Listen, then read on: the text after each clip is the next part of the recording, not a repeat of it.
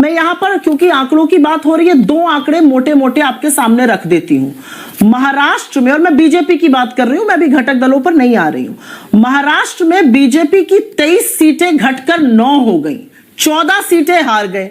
हरियाणा में 5 सीटें हार गए, और उसके बाद यह कहना कि हम बिल्कुल इंटैक्ट है, ये अच्छा है, ये इस मुगालते में रहे, ये मुंगेरी लाल के ये हंसी सपने देखें। लेकिन मैं दो चीजें आपको प्रतीक्षम किम प्रमाणम बताना चाहती हूं। प्रधानमंत्री महाराष्ट्र गए, वहां पर उन्होंने कहा कि छत्रपति शिवाजी महाराज की मूर्ति के साथ जो हुआ उसके लिए वो माफी मांगते हैं। ये माफी उनको क्यों मांगनी पड़ रही है आपको पता है? क्योंकि महाराष्ट्र में उन्होंने मतादेश चुराकर सरकारें बनाई, खरीद फरोख्त करी।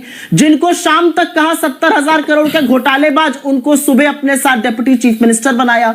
और उसके बाद जब उन्होंने खड़े होकर इस मूर्ति का अनावरण किया तो 8 महीने में छत्रपति शिवाजी महाराज, इस देश के गौरव, हृदय सम्राट की मूर्ति खंडित हो गई।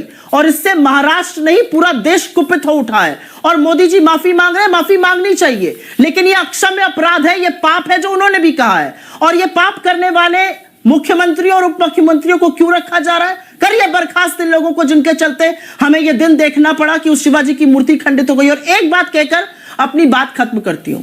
मुझे अच्छा लगा प्रधानमंत्री ने माफी मांगी। गलती और गुनाह खैर माफी से नहीं खत्म हो जाएंगे, लेकिन प्रभु राम से माफी कब मांगेंगे? प्रभु राम का मंदिर ऐसा बना इस देश में कि वो टपक रहा है।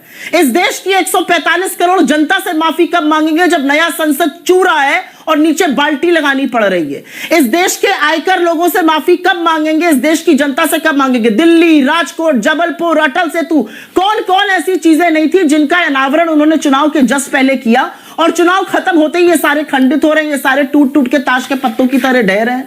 ये हो क्या रहा है इस देश में?